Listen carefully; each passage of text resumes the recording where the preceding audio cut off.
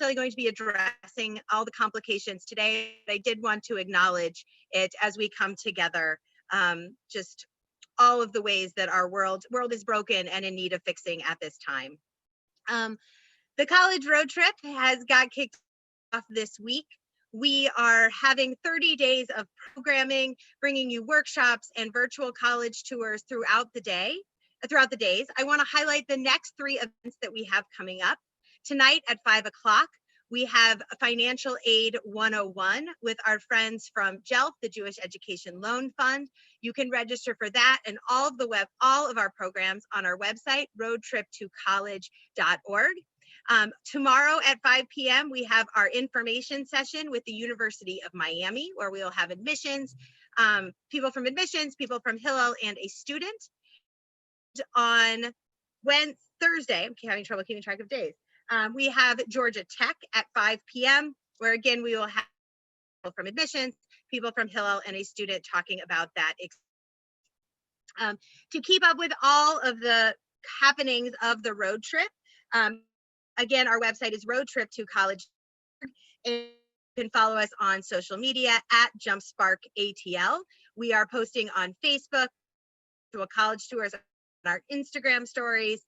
We also have a TikTok and a YouTube channel and a Spotify playlist, really trying to build out a fully immersive experience for the trip. It is my pleasure to introduce our today. Stacy Kay is owner of College2Career.net. She works with college students and college graduates, helping them make that transition college years to their professional years, focusing on professional development and networking. And we are very lucky to have her joining us to moderate our panels and helping all of us think about how high school students are making that transition from high school to college and doing so in setting themselves up for success. So thank you, Stacy, for being here and for moderating our panel today, and I will hand it off to you. Great. Thank you, Kelly. Really excited to be here. I was on the Tulane call yesterday, and they did a great job. Jordan Schulberg, if you know her in the community, talked about what it's like to be a student there, and there was someone from Hillel and admissions, and it was just great.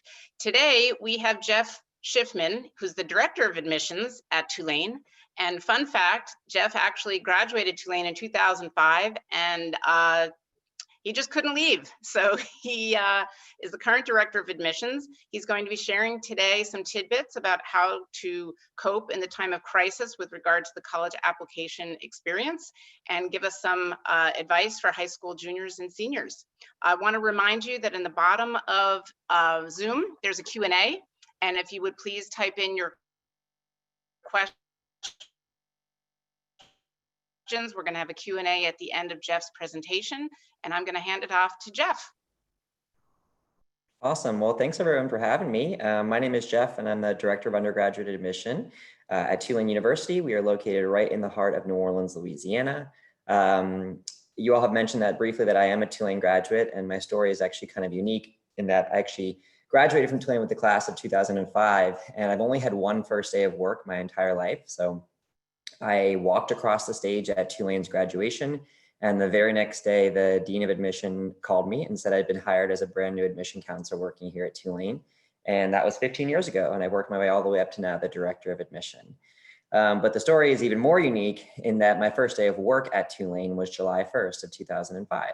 And 6 weeks after that was when Hurricane Katrina hit the city of New Orleans. And so my first job was actually working for a closed university in a totally uninhabitable city. And it's interesting right now, you know, all these emotions that we're going through, the anxiety of the future, the fear of the unknown, just this whole uncertainty, that's very familiar to us here in New Orleans because we literally went through a very similar but different type of experience 15 years ago. You know, just not knowing when things would get back to normal, not having all the answers to all these questions. And I guess the reason why I feel a little bit, you know, almost, I don't want to say prepared for this because no one was prepared for this, but you know, I look out at New Orleans now, and yes, we still have a lot of work to do in recovering from Katrina, but we are a much stronger and smarter in some ways city because of what we went through and the lessons that we learned. And so I use that as a kind of a parallel narrative for what we're going through right now. You know, there's so much uncertainty out there. There are so many things that we don't know, But what we do know is that the human spirit is a remarkable thing. And there is a lot of resiliency that we're seeing out there right now. And the world is a crazy place, but I can tell you sitting here in New Orleans, my biggest piece of advice, and you'll hear it in this presentation, is that I think it's the biggest challenges in life that can actually change us. And I know for all the students out there watching this, you're being challenged big time, but I think you're also being changed as well. So I am going to share a presentation that I actually have never given before. So you all are my test audience, and it's called Applying to College in the Time of Corona. And if there's any spelling errors in this, I haven't actually had anyone, you are literally the first people seeing this. So if there's some errors in it, let me know. Spelling's never been my strong suit. But I'd love your feedback because what I'm going to do is kind of walk you through what we're going through right now and how it pertains to applying to college. And in some regards, applying to college seems so trivial in this world that we're living in, especially right now. But at the same time, for a high school junior, this is a huge deal. Regardless of what everything else is going on right now, this is a big rite of passage. And this rite of passage is going to be a little different based on the world that we're living in. And so what I'm trying to do today is share with you all some things to help you navigate the whole process of applying to college in this kind of crazy world that we're living in. So first and foremost, I'm going to put all of your biggest fears onto one slide, all of the things that you're worried about, all of the anxiety kind of compounded into this college application process. Here it all is in one place. And I'm assuming if you have questions, if you have concerns, if you have fears, they probably surround 5 big issues. And those are the 5 issues that I'm going to tackle in this presentation. First, the big one, SAT and ACT. I have heard horror stories this week of SAT and ACT folks trying to get back online, register for these tests. Systems are crashing. It's almost impossible to find a test date. A test date might be given first and foremost to students who have quick internet access, that have the privilege of being able to know when these tests are available. So it's a messy, messy testing world right now. And so in this presentation, we're going to talk about, is it even worth it to take the test? And if you're concerned about merit-based scholarships, how does that come into play? We're also going to talk about the essay. What should you write your essay about? Should you write your essay about coronavirus? I know obviously it consumes everything right now. Is it something that you should be putting into your essay? We're going to talk about the new COVID-19 prompt. The Common Application has added a prompt into the application that allows you to kind of detail about what your experience has been like. And I want to really, since that's new, I don't really know much about it yet. And so I'm going to talk to you all about, should you use it? And if you should use it, if you're going to use it, how do you use it? And again, this is so new. I've never read a response to this yet. So these are just my opinions on it. The other thing you're worried about right now is extracurricular activities, that you don't have the ability to do any right now. We'll talk about that. And then lastly, a really important one is, how do you find if a school is going to be a good fit for you if you can't hear presentations in person or come visit our campus? So how can you find if a school is a good fit? By doing research in this virtual space that we're living in. So these are probably whittled down to the 5 biggest things that students are worried about right now. And so we're going to talk about all 5 of them head on. Big article that came out in the Wall Street Journal this weekend, Will the Pandemic Revolutionize College Admission? If you haven't read it, go check it out. Maybe I'm a little bit biased because I have a quote in it. First time I've ever been quoted in the Wall Street Journal. Hey, hey. So, there are some silver linings of coronavirus, but this is a really, really neat article. There's a lot of great content in there. Definitely go check it out. And I'll share my kind of thoughts on the article in a little bit. But the reason why this is important is because everyone has something to say about college admission. Everyone thinks they're an expert. Everyone has good advice to give. Everyone has things they think that should and should not be happening. It is what it is. It's a big talking point right now. So first things first, there are a couple things that I want you to kind of realize before we even go into the nitty-gritty. The first and most important thing is that colleges are here for you. We are not penalizing you. There is nothing that's going to happen from coronavirus that's going to work against you in this process. Rest assured of that. We know what you're going through. I don't think there's a population of people that are more compassionate and thoughtful about what you are experiencing right now than the folks in the college side. So we don't have expectations at all. And I will be completely training my staff and retraining them for how to review applications in the coronavirus world. And so understand that we're on your side. We're going to be supportive of you. We're going to give you the benefit of the doubt at every possible turn. Colleges are in your corner. Recognize that first and foremost. Second is, don't buy into the false narratives. In worlds of kind of elite college admission, elite private schools, High schools where it's super competitive, it's really easy to say, well, I heard this and I read that and I bet you this. And you can really just go down a rabbit hole and just set yourself off in a tizzy and try to not buy into the false narratives. And then lastly, take a deep breath. I personally meditate every day, and I'm not going to be one of those people that says you should meditate every day, but I do. And I'm a really excitable guy in my head. I have a really short attention span. I talk really quickly. And about 2 years ago, I started meditating, and it really has been life-changing for me. I do it for 10 minutes a morning, but whatever you do, whether it's meditation or just getting your mind off of this process, just take a deep breath and recognize that this will be okay. You're going to get through this. I know this seems like a crazy time to be applying to college, but trust me on this one, it's going to be all right. One of my favorite quotes is, everything will be all right in the end. If it's not all right, it's not the end. So the first thing that I mentioned is that colleges are here for you. And here's actually, if I might toot my own horn, here was my quote in the Wall Street Journal. The way we review files, the emphasis on testing, the focus on more extracurricular activities, that's all going to change this year. It's my hope that many of these new changes will last. What can we do to depressurize this whole process for high school kids? How can we make sure the message is clear that colleges want high school students to live happy, fulfilled, and enjoyable lives after this is all over? I cannot stress that enough. We want you to be happy. And I'm going to talk about that as it pertains to extracurricular activities, but you've been through a lot. The last thing I want you to feel like you need to do is make up for lost time or worried about what you think colleges expect from you right now. The next paragraph is very important though. That is partly up to students and their families too, who may take a cue from the disruption of admission norms and focus less on picking a college based on ranking and reputation and more on finding a comfortable fit. For the parents out there watching this, your students are going to latch on to your response to this. If you're in a tizzy over this, if you're saying you need to make up for lost time with extracurriculars, they're going to follow your lead. See this as an opportunity. See this as an opportunity to kind of pump the brakes on the absolute mania that we have created in the world of college admission. I do not expect students have shadowed the CEO of Morgan Stanley. I do not expect students have shadowed heart surgeons or traveled around the world to solve all the world's issues. We have created a mania over the last decade or two, and I want to really see if we can use this as an opportunity to take a step back and to take a deep breath. We have a completely different set of expectations for how applications are going to look, and all of it sends to the benefit of you, the student. We'll talk a little bit about your happiness in a little bit and how you can find that happiness through all this. But remember, we're going to do the best we can to be there for you as students, but a lot of this is also in your hands. How you respond to all this, how you deal with all this really will be reflected in the anxiety that you do or do not have in the college search process. So that's the first step. Remember, college are here for you. Second, do not feed into the false narrative. It's so easy to just get up in a tizzy through these things and read an article or read on College Confidential or go to a cocktail party with a bunch of moms that are all in a tizzy about X, Y, and Z. You don't have to believe all that. So you don't have to believe everything you read online as well, especially in websites where it's not, verified per se. I think that many of us have the privilege of taking in news fast. Me as a white male, I have the privilege of just not reading the news and it doesn't affect me. And that's not the privilege that many folks around the world have right now.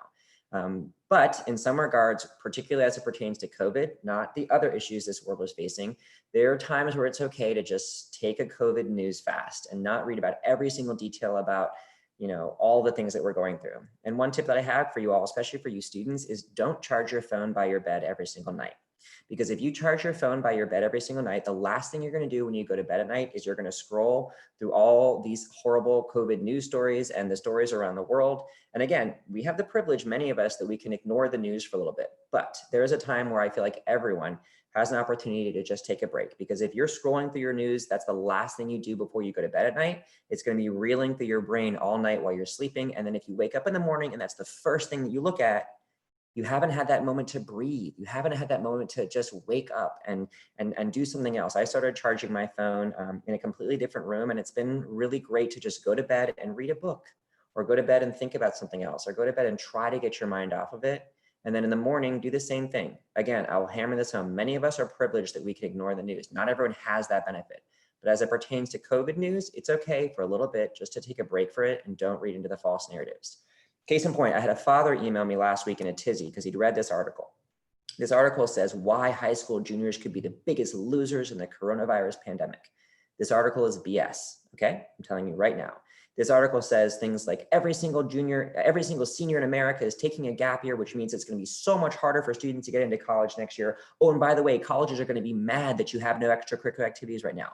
BS, BS, BS. None of this is true. This is, I'm not saying this is not a credible news source, but remember, you can easily go down the rabbit hole of reading these wackadoodle articles saying that your life is going to be so hard because you're a junior.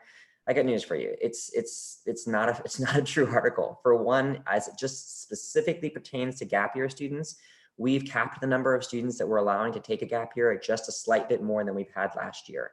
So maybe we'll have 40 gap year students instead of 35. If there are 5 more students in the freshman class next year, it's not going to negatively impact you as a junior at all. And again, we'll talk about the extracurriculars. We have no expectations for you right now. So don't feed into these false narratives. Again, a lot of this is choice. You can choose what you read. You can choose what you buy into. And that leads me to this next example of the 3 pillars of this, is to take a deep breath. You can't control what is happening right now, but you can control your response to it. Yes, there are things you can control. You can control washing your hands. You can control donating to a cause that will help Black citizens of your neighborhood. You can control those steps, but you can't control the big picture things that are happening right now. What you can control is your response to it. You can control how you respond to these things. You can control how these things impact you. No, you can't control your mental health and your anxiety, but you can make a decision what you read, what you buy into, and what you can control. So that's why I talk a lot about Katrina recovery. I couldn't control the recovery of New Orleans, but I can control how I respond to it and the role that I play in it and the way my heart and head feel about these certain things. And that's why I go back to that piece of advice. If it does not challenge you, it does not change you. As high school juniors, you are being challenged right now, but you're also being changed. And so I think this is an opportunity. I mean, this is a story you're going to be telling your grandkids about. So how can you change for the better because of it? So now let's talk about those big paranoia things that we had talked about in the first couple slides. I'll go into some of the details about it. SAT and ACT. There have always been thousands of universities and colleges, yes, thousands, that have been test optional. You can go on fairtest.org and view all of those schools. But now we're seeing a huge tidal wave of schools going test optional, either for a year or for 3 years, or the University of California system permanently. And in some regards, I don't know if anyone from the SAT or ACT is on this call, but I have always been a proponent of going test optional, because the SAT and ACT is a standardized test because it's standardized that all the questions are the same for everyone. But it's not standardized at all based on the prep work you have for it, based on the opportunities you have to be at a high school that offers test prep, based on the ability that you have to take the test multiple times. SAT and ACT scores are literally in exact correlation with your family's income. So the higher the socioeconomic background, the higher the score. And so in that way, it's not standardizing anything for anyone. And so I personally see this as a silver lining of the coronavirus, is that there is a huge tidal wave against the SAT and the ACT, and I will make no apologies about it. So that's what's going on right now. So for you as a student, you've got 3 choices here, 3 options. First option is you say, okay, I'm gonna go only applying to these test optional schools. You can easily find out which schools are test optionals. I mean, these are all the heavy hitters. I mean, prior to coronavirus, it was, Chicago, it was Wake Forest, but now it's Boston University, it's Northeastern, it's Cornell, it's University of Oregon, it's the University of California schools. So you can go option 1. You can say, I'm not taking the test at all. I'm not taking it. I'm not dealing with the anxiety. I'm not dealing with the trying to clamor for the test dates, and I'm only going to apply to schools that are test optional. That's your option 1. Option 2 is you take the test, you do the best you can, you go in and say, all right, if there's one test date available, I'll do the best I can take it. I can see what my scores are. And once the scores become available, I can make the decision if I want to submit them or not. I can say, okay, I got a 32. I feel like that's a good representation of my ability. I'm going to opt to send in that score. And most schools are self-reported, which means you can wait till your score is available and then you can submit it. Option 3 is you can go all in. You can say, I still want to make sure I have the best possible scores. I'm going to sign up for as many test dates. I'm going to hope for a super score. And I want to make sure this score really does allow me to do get some great opportunities in the college application process. I can't tell you which of those 3 options to choose. I can tell you which one will give you the least amount of anxiety. I can tell you which one will give you the most amount of anxiety. So it's up to you. If you want to delve into it, again, a lot of these decisions are yours to make. But what I can tell you is we're going to do the best we can on the university side to make sure whether you submit scores or not, we're giving every student an equal chance to get into college, and we're reviewing each applicant with a holistic review. So if you can't take the test, if you don't want to take the test, great. We're going to make sure you have the same ability to get into Tulane as someone that submitted their test. Now, what about scholarships, financial aid? We're still going to consider every single student who's admitted for merit scholarship at Tulane, but I will tell you there is a caveat. We offer some really nice full tuition scholarships at Tulane. And when we get to that level, we've got 6,000 students, all who have a 4.0 GPA with some amazing extracurriculars. For some of our full tuition awards, I have to say we might have to really lean a little bit on the SAT or ACT because we need something that's going to differentiate all these really strong applicants from each other. And I hate to say it's going to be the test, but when you're getting to some of these really high powerhouse applications for merit scholarship, sometimes that's why we need the score. That's also, I suspect, why not all the Ivy Leagues have gone test optional, because they have so many talented applicants applying for such a limited amount of spots that maybe they need that score in some way to suss it out. I will say, for us at Tulane, we have way more spots. We have way more qualified students applying to school than we do spots available. And I would say half to 70% of the students that apply to Tulane will do just fine if they enroll here. The thing is, we can't admit them all. So I have no concerns with if you're not submitting the test score. I think we'll put much more emphasis on your grades, which is fine. It's just something we're learning as we go. Does this mean more students might apply to schools that are test optional? Probably. We will probably see an uptick in applications because we will be test optional for this year. I don't think it's going to be a major change, but it's just something to keep in mind. I do have a little bit of a thorn in my side, and I'll candidly say it. The U.S. News and World Report ranking, which there are many folks that are probably on this webinar that will in some ways use that to educate their list, and I can't prevent you from doing that. But the U.S. News and World Report rankings will ding universities. You will be dinged if a large portion of your students come in test optional. It's just something you need to be aware of. It's not something that I can change. I can't control it. So can I control my reaction to it? I think we're doing the best we can to make sure that we mitigate that. But again, whether you choose to submit or not, everyone will have an equal shot of gaining admission to these schools that are test optional. The second big anxiety thing that was up on that board was, what about your essays? What should I write about? Should I be writing about this? Should I not be writing about it? First question, should I write about the coronavirus in my main essay? I can't say for sure, but I'm going to say no. I'm going to say no. I don't think you should. And the reason is it's going to be very, very, very hard to stand out from the crowd if you write about the coronavirus. And the reason being is there is literally not a human being on the planet who is not going through coronavirus in some way, shape, or form. That's not to say your experience is not valid. That's not to say the struggles you've had are not real. That's not to say that what you've been through is not really important to who you are today. But it is to say that it's going to be very difficult to stand out from the crowd, even if you had a really tough situation if you write about the coronavirus. It's going to be hard. And the reason being is come November, when I'm reading applications, it's going to be difficult for me to read 45,000 applications about the coronavirus. There's going to be fatigue from readers. We're going to hope that we're going to be passed from it. And I just don't think it's going to be the best topic. And I'm going to be very candid with you about that. I can use myself, for example. My grandpa got coronavirus. He was in the hospital for a week. My fiance got coronavirus. I have had to cancel my wedding 3 times because of coronavirus. And that's not to say my struggle is easier or harder than anyone else's. It's just to say it might be difficult to present yourself as aware and cognizant of what the world is going through if you write this main essay about it. So I would suggest writing about something different. Instead, now's a great time to write in a journal. Just keep a journal about your thoughts and your emotions and everything you're going through right now. One, because you're going to be fascinated by this journal when you read it 30 years from now. But 2, maybe this journal allows you to see a different topic. Maybe this has led you to a different worldview or a different academic area of interest. So again, I would recommend not writing about it. Now there's the new COVID-19 section where you can write about something that specifically pertains to COVID-19. Should you use that section or not? My answer to that is you should use it if you really truly feel like your narrative is different from everyone else's. And I know that's a hard thing to suss out, but everyone is virtual right now. Everyone has been at home for a while. So again, if your experience has been something truly different from just that, then by all means use it. Here's an example. You don't want to write, I really didn't like taking classes on Zoom.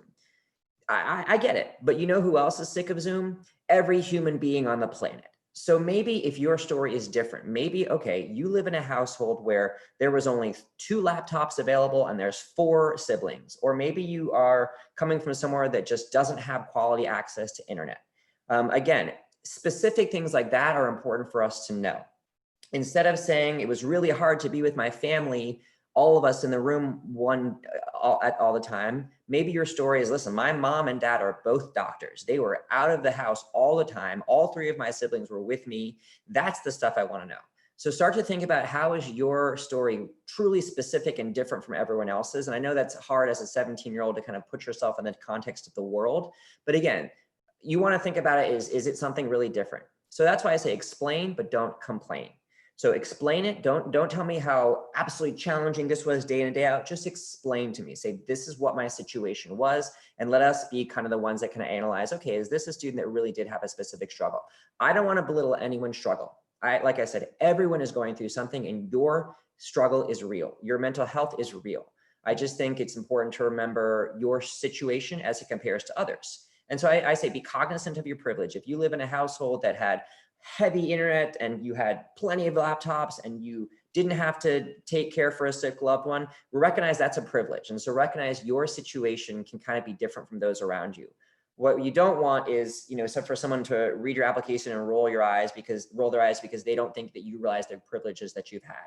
So again, I'm not discouraging using this section. Absolutely, you should use this section if you feel like you need to, and I would never tell anyone not to. I'm interested to read it, but just put yourself in the context of what the world is going through right now. And once you've done that, then you can write about whatever you feel most comfortable doing so.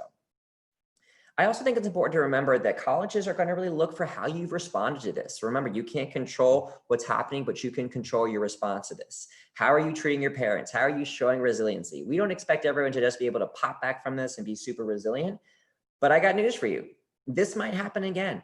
There might be a second wave of this. There will be other challenges that you face in the future. Many of these challenges will happen while you're on these college campuses. And so what we want to know is how can you come back from this? And I'm not saying you have to be super resilient, but if it does happen again, how are you going to treat the people around you? If this does happen again, how you react to unfortunately having to go back into quarantine or dealing with Zoom classes. And again, this is a mental health issue, and I want everyone to be thoughtful about it. I want everyone to recognize it's okay to talk about mental health issues. It's okay to talk about these things. So again, all of this stuff is okay to talk about. Put yourself in the context of what's available to you, and recognize that colleges might be looking for a sense of if this does happen again, how you respond again. So that was a long answer. It's just all of my thoughts rambling. Okay, so extracurricular activities. This one can be much faster. I know you're worried about what's going on right now. There's no spring musical. There's no sports. Colleges have no expectations for you at all. There is not a school in the universe that's going to say, why didn't you do more than over your quarantine? And that's why I hated that article that said colleges are going to be dinging students for not having the ability to do things. We're not. We have no expectations for you right now. Yes, if you were able to find some things to do during your quarantine, that's great. But at the end of the day, when this is all over, when you can leave your homes again, when you can finally escape your houses, we want you to be happy. We don't want you to feel like you have to make up for lost time. We don't want you to feel like you have to do a bunch of things to make up for not being able to do things during the past semester. General rule of thumb, this one comes from a colleague of mine, Rick Clark from Georgia Tech. If there's something that you miss doing during coronavirus, if there's something that you can't wait to go out and do again, by all means, go out and do that thing again. That's what we want you to do. We want you to go out and do it and be happy and enjoy it. If there is something that you couldn't do during coronavirus and you're kind of like not missing it and you're kind of a little bit deep down dreading going back to it, don't do it anymore. Don't do it. It's a great lesson. If you didn't miss it, don't do it.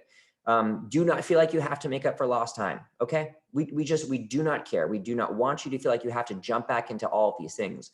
What we want you to do is go back into being happy and experiencing your life and going out and hugging your family. That's what we want you to do. If you've got some hobbies, sure, let us know about them. If you had a bunch of books that you have been reading for pleasure during coronavirus, sure, let us know about it. If you put on a little fake cooking show on your Instagram story, that's great. If you are a TikTok, dance sensation, sure, let us know about those things. We enjoy those hobbies. And then again, for us at Tulane, we're a big school on service. If there is a way you can give back to the community after everything they've gone through and after everything the world is going through right now, find some volunteer work. I'm not saying you have to volunteer, but I'm saying there are so many opportunities out there right now. research them, find them. You don't have to do them if that's not what you want to do, but if it is what you want to do, go ahead and do that. Okay, so lastly, the other thing you were worried about is doing research right now. How do you find if a school is going to be a good fit for you if you can't visit campuses? Well, there's a lot of ways you can do it. First and foremost, almost any university that you can think of, go to their website right now and click the link for Meet Our Ambassadors. We have 200 student tour guides at Tulane. And you know what they're doing right now? Nothing. They're bored. And you know what they want to be right now? They want to be at Tulane and in New Orleans. So you know what they want to do right now is talk about college. You can reach out to any one of our ambassadors and say, hey, can I set up a 10-minute phone call with you to learn about Tulane? And I guarantee you they're going to be like, yes, please, I'm dying to talk about this place because I miss it so much. And then, hey, guess what? When you're writing your why Tulane statement, you can literally mention the student that you talked to and the conversation that you had. That's how you do some research right now. Yes, we're all putting on these amazing virtual events, and yes, you should do them, but reach out to our current students. Regardless of where you're from, regardless of your socioeconomic background, no one can visit right now. So interact with our students and see what they've got to say. Maybe every week of the next 6 weeks, sounds like this college road trip is a great way to do it, but just pick a day where you really delve into a school, or pick a week, say, the first week of June, I'm really going to delve into the University of Washington. The next week, I'm going to really check out what Emory's got to offer. And you do, maybe a virtual tour, you reach out to a student, you really delve into one of their virtual events, take some notes, and then the next week you move on to another school. I had a student email me last week that even said that he was doing that. And the week he had his Tulane week, his dad cooked some nice New Orleans jambalaya. We've got some amazing food here in New Orleans. So his dad really wanted him to get immersed into it. So he had some of the local New Orleans food when he had his Tulane week. But again, it's the best you can do right now. Colleges are going to great lengths to put all their virtual content online. Spend 1 week really delving into each school and see if you can find out some good sense there. Again, I keep saying again, in the fall, we might be open again. Tulane will be open in the middle of August. So don't act like this whole thing is forever. Some of you might be uncomfortable traveling, and we totally understand that. But if there's a school you might be considering, if there's a school you really think you might apply early decision, chances are pretty good that hopefully in September or August, you'll be able to visit. So I know it seems like a long way away, the fact of getting on an airplane, but September is a long time from now. So hopefully you might be able to visit some campuses if we have the ability to do so in the fall. And if you can't visit, don't worry. Again, there's so many other resources to kind of get to this thing as well. So if you can't make the visit to campus, it's okay. We've got plenty of time to figure that one. The early action deadline to Tulane is not till November 15th. So you got a lot more time to figure that one out. So I know I'm a rambler. I've got a lot to say, but the impetus for this presentation was actually a blog I wrote called Coping in the Time of Corona. So if you Google Tulane blog, it's the first thing that'll come up. In fact, I just posted a blog last week about We Want You to Be Happy. And that blog was all about, when this is all over, we want you to be happy. So a lot of the content you can see here is available on my blog. I recommend you go check that out by Googling Tulane blog. It's the first thing that'll come up. And there you go. That's it. Any questions? Wow. Jeff, that was great. I hope people watch it again. A lot of great information. Again, I want to encourage people to submit their questions in the Q&A, and we also have some pre-submitted questions. You ready to go here? I am, yeah. Okay, great. One question: do you think this may be the year to apply to more reach schools? And again, I'm not sure of the context or content, but might this be an opportunity for kids to apply to a few more reach schools? I don't see why not. I think if you're a reach school, if here's a specific example, if the reason why this school was a reach for you is because of testing. So if you had your eyes set on a school that you were not in their testing range, and then now you're not going to submit your test to that reach school, then by all means, now is a perfect time to apply to that reach school, because if that reach school is now test optional and you're not submitting your test, they're going to put much more emphasis on your grades. If your grades are not super strong, I don't think that you're going to get into a reach school just because it's coronavirus, but I think specifically as it pertains to testing, yeah, I'd say go for it. Okay. It's interesting you bring up testing. Another question is, I know you said that you're going to treat students equally who have opted to take the test and those who haven't. There might be some people in the audience who are like, come on, really? How do you really do that? Yeah. Yeah. So how do you, we're a very numerically driven society. So, yep. If you have 5 applications here and 5 here, these have test scores, these don't, and you see, all those 36s or whatever, and here you've got nothing. Can you Right. That's a calm good us down again? So we don't have the exact metric to how we will do this yet. But what my hope, and I don't quote me on this, my hope is that the percentage of students who are admitted who have submitted their test is the similar or the exact same to the percentage of students who are admitted who did not submit a test. So I hate to say it, but at Tulane, our admit rate is only 11%. It's a very competitive school to get into. My hope is that 11% of the students who submitted their test scores are admitted, and 11% of the students who don't submit their test score is also admitted. And I know 11% is low no matter what, but that's just the nature of how competitive Tulane has become. So yeah, I mean, we're gonna have some opportunities to pick a student who didn't submit their testing, but we know would be a great fit and has amazing grades over a student who has a 35. It's going to happen. But at the end of the day, if we have a kid who's got a 35 and his application is also, his or her application is also awesome, we really think this student's gonna be a great fit, yeah, we're probably gonna look a little bit more heavily on that student that's got a really sexy score. So you're right, but it's also our job to do the best we can to be as holistic and compassionate as we can. Okay. I know we have parents and students on the webinar. And so there was a question of, let's just say the student is watching the webinar and mom and dad are not able to. And now the student goes to the parents and says, hey, Jeff says, I really don't need to submit my scores. There might be a little bit of a power struggle. So what do you think the student should communicate to mom and dad to say, look, I really don't My suggestion would be need for to the take student the SAT or ACT. My suggestion would be A, to show the webinar. It looks like we're recording it, so you could do that. We are. But B, say those three options. Option 1, don't test at all, apply to test optional. Option 2, test and then decide. Option 3, all in. And like I said, there is a direct graph that will go with the amount of anxiety you have and which of those options you choose. So, if you really want to go all in, if you want to make sure that, you're aiming for some of those, and I hate to say, if you're aiming for some of those high flying scholarships, yes, you might want to consider taking the test. But if you're a little bit more interested in making sure you're happy and fulfilled and taking a little bit off the anxiety pie, then that would be my recommendation. I can't tell you all what to do. I can just tell you how we're viewing these things. I love how you said, don't think of writing about COVID first, for lots of reasons. But some students are doing incredible things during coronavirus because there is the virus that they may not ordinarily do, like last summer. So how do you balance the talking about what you did during Corona versus not? Does that make sense? Yeah, I hate to say it, but I think as soon as an admission counselor sees the capital letters COVID-19, their eyes might get a little glazed over. So I would recommend not ever writing COVID-19 because our eyes are automatically drawn to capital letters on applications. So don't write that. And then I would recommend really keeping the actual, what I'm hearing is maybe there's an extracurricular activity that is because of this. If that's the case, I might recommend maybe emphasizing that more in the activity section or in the section where you can expand on one extracurricular activity. If you really do want to mention in your main essay, my recommendation is to tell a story. So rather than just saying, after coronavirus, I decided I was going to deliver food to the needy. Instead, what you can do is you can tell me a story about what that experience was like, and you don't even have to really mention. We'll get it. We'll know why. We'll know why you're doing it. You'll read between the lines, I guess. Correct. Here's a question that's just come in from the Q&A. During Zoom, my grades have been decreasing. This is because I learn better in a classroom. How do I get that point across without seeming like it's an excuse? That's a great question. It is a great question. And the answer, and that's a tough question to answer because there's a lot of students that have experienced that.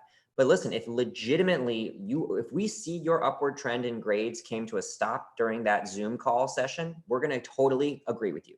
And so what the proof has to be in the pudding. If we can see your grades were upward trending and then they really did level off during this, then put that in the COVID section and you can literally say, listen, you'll notice my grades took a hit. I just sucked at the Zoom lifestyle. And we'll believe you because we're going to notice that trend kind of stopped. And that's a perfect example of you can point to something specific that says this wasn't for me and we can see it. So again, explain, but don't complain. I love that expression. Another question we got today is, do you think that coronavirus will affect how much financial aid that will be given out? Yes, it will. For need-based financial aid, for juniors, you will be applying with tax returns that will be reflective of coronavirus. So if your family owned a small business if your family really was impacted by this, that will be reflected in your tax returns and that will be submitted to the university. So yes, there will be more need-based financial aid if you have the receipts. If you have the receipts and your tax returns that shows how you will negatively impact it, yes, that will impact you in a positive way. Merit-based aid, no. Okay. Do you feel you'll be giving out more money or the same or less, or right now you have no idea like how it's impacted your university? We have no idea, but I will say we'll be giving out more need-based aid would be my guess. That'd be yes. Okay. Let's see. I want to talk about, you know, because I coach college students and young adults, and you know, some of them have lost their internships, and I'm trying to convey to them that this is really the summer about turning lemons into lemonade. And I want to, again, you mentioned you don't have to go out and start a new business. You don't have to read, you know, every single book on the New York Times bestseller list. But what are your thoughts? And I like how you say to kids, you know, look, if you miss a certain extracurricular activity, you know, bring it back somehow in your life. And if you don't miss chemistry, well, you know, don't work on a chemistry project this summer. But, you know, there are a lot of kids, we are living in the day and age of social media and TikTok and Instagram, and sleepaway camp is not happening. So kids are not going to be counselors and campers. What are your thoughts about sitting idle versus, you know, I feel at least do something because it makes you feel better as a human being. But as it relates to the college application, you know, there are going to be those who sit idly and those who do more, and that might be reflected in their application. I'm never going to look at an application and say, what did he do this summer after coronavirus? Or what was she doing after the summer coronavirus? It's never going to happen. And I'm never going to say, well, these kids were able to do something. Why weren't you? It's just not going to happen. So if it's within your best interest to just kind of hang out and do nothing, and that's what's right for you, that's fine.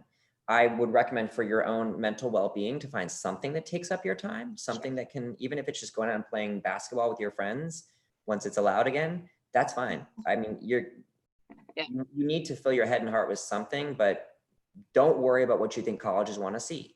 One of my least favorite questions that I get in the world of college admission is, which do colleges prefer?